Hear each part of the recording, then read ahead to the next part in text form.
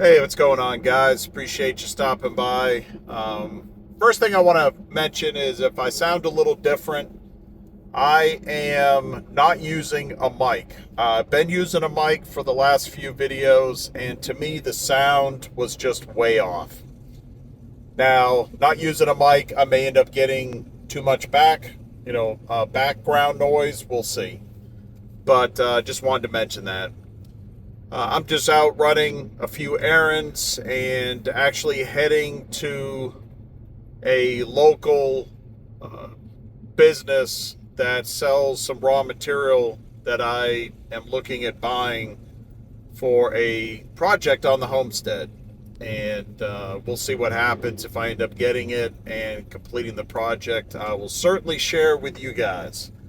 I got a bunch of gardening, planting, work that's going to be coming up this weekend, and I plan to share some of that, as well as share a variety of projects and concerns that I have.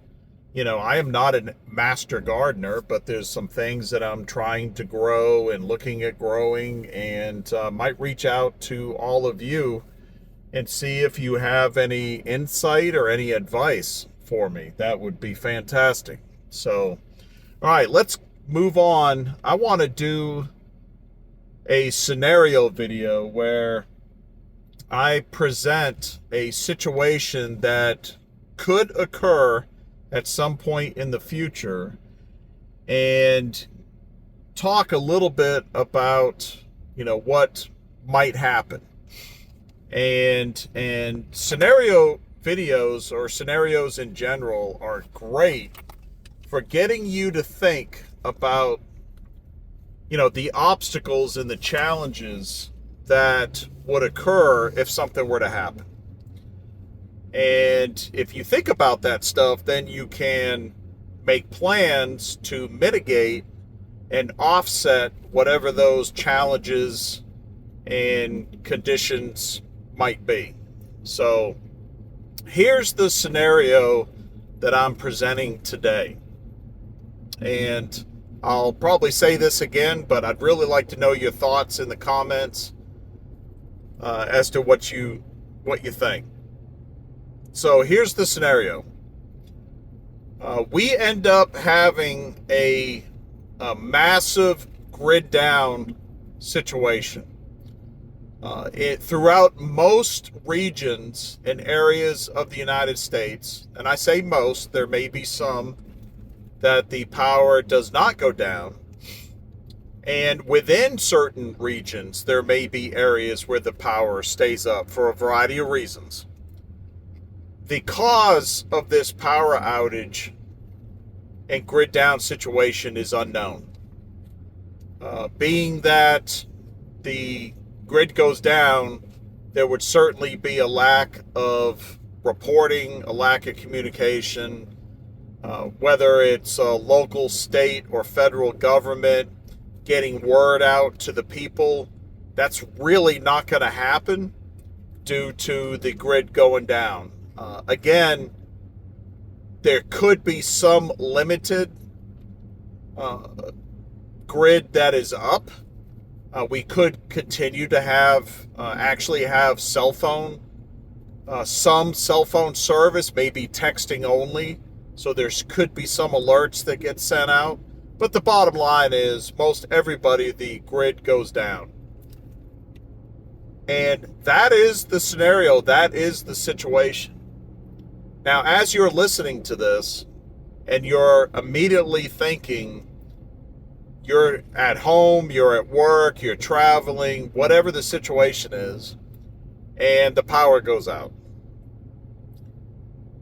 For most people, their first thought is going to be their loved ones, their immediate family, if they've got children that are at a school, if they are separated from their children for any reason, whatever the reason is, we need to get the family together. You're going to be thinking about close friends. And if you're not at home, you're going to be thinking about, I need to get home. And And then next up is, once that is accomplished, what is going to happen after that? You're going to be thinking about, and by the way, these are ideas that I have. Again, please add your thoughts and comments, suggestion, ideas.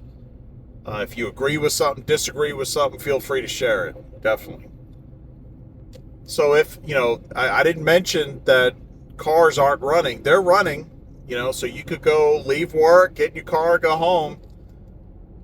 But traffic lights are not going to work. Gas pumps are not going to work. So whatever you got in your car, that's it. GPS may or may not work if you're traveling. It depends on the source and the nature of the grid down situation. If it was some kind of cyber attack or something like that, it could be that GPS systems will be down and out. So, generally the first priority, I think, for most people is going to be, we got to get home. We got to get the family. We have to get together. We have to be together to ride out this storm, however long it's going to last. And that really leads into the next situation of they get home and it's, okay, now what? Really not knowing, is this local? Is this something that's going to last days, weeks?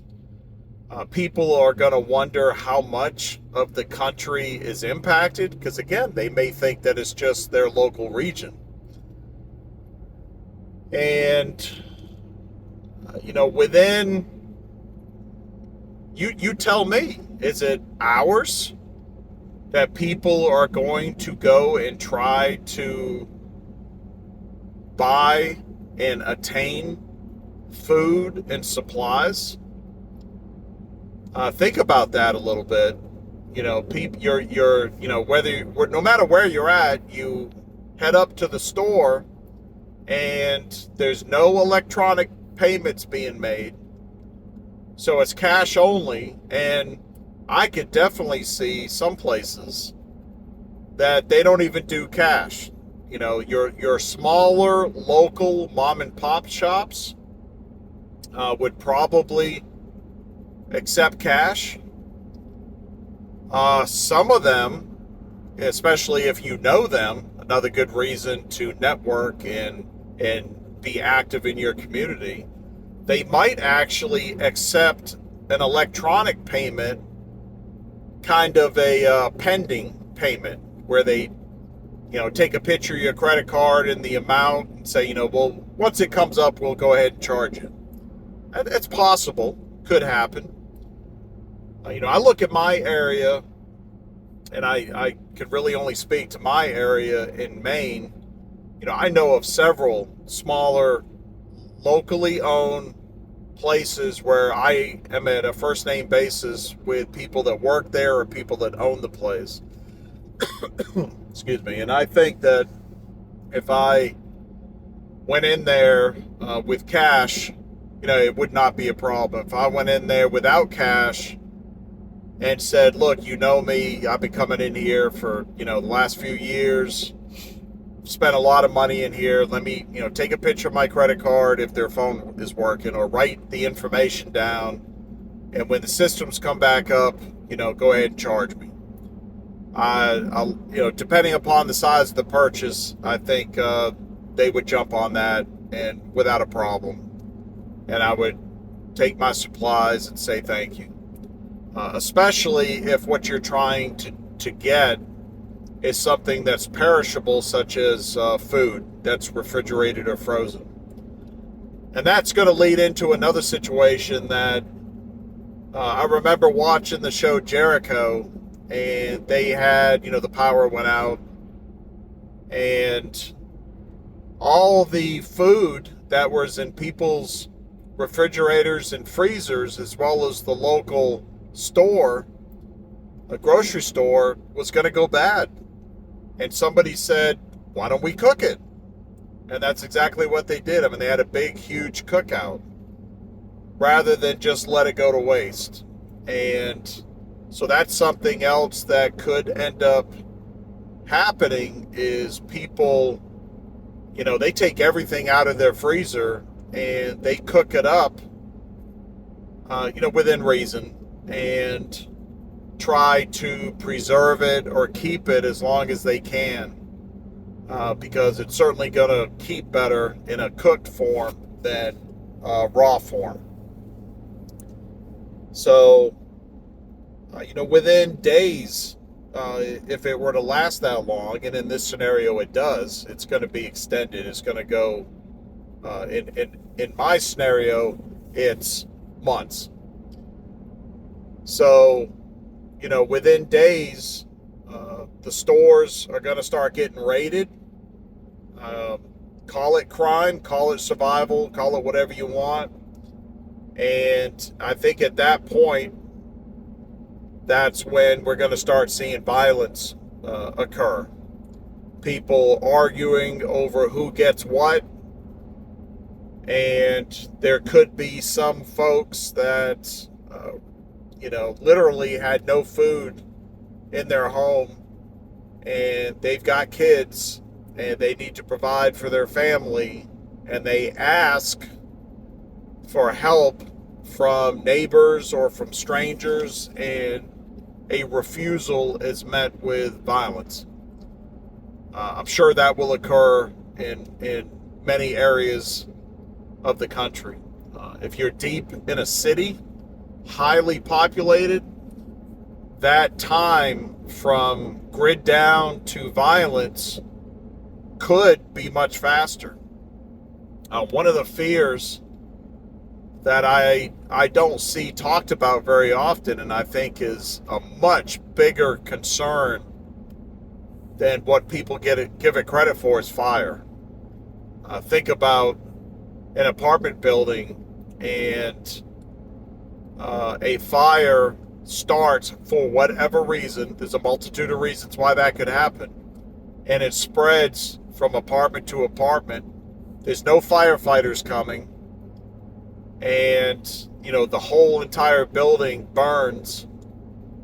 I could see that happening a lot, and I don't hear people talk about that very often.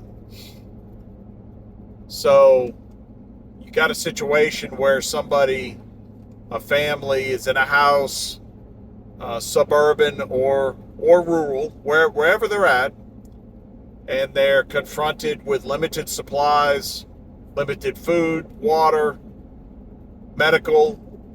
They have shelter, limited light, limited alternative power. If they have a generator or a power bank, unless they have solar, everything is going to run out at some point. And they have to have the ability to defend themselves, assuming at some point violence is going to come knocking on the door. Their vehicle is going to run out of gas at some point. And how fast and how rapidly these things occur is really going to depend on each individual situation. And one of the reasons why we go through these scenarios, and I think that's one of the reasons why prepper fiction is so popular, is because it gets you thinking about these different scenarios. But one of the reasons I will make this video, and we'll make more, is to get you thinking about, what am I going to do if something like that were to happen? How can I be better prepared? And that's valuable. So comment below anything, obvious that you think that I've missed out on. And I will tell you, I'm sure there's many that is obvious to some, because it's right there in their region. It's right there in their living situation. Somebody could bring up, what about the nuclear power plants? If you live east of a nuclear power plant and it melts down, what could happen? Is anybody looking at that? That kind of thing. So anyways, that's it. I appreciate you stopping by. Hit that like button if you got anything out of this video. Consider subscribing if you haven't, and share with somebody that is like-minded and may get something out of this. I'd appreciate it. And that's it. You guys stay safe, take care, and we'll see you next time. So I ran from the cities and the noise and lies, found a piece of ground under open skies, hands in the dirt, sweat on my shirt, learning what living's really worth. While crooked men shake hands in rooms, selling souls to corporate suits. Society's sick, but I found the cure. A back road life, honest and pure. They can keep their throne and their golden news. This life out here's my modern exodus.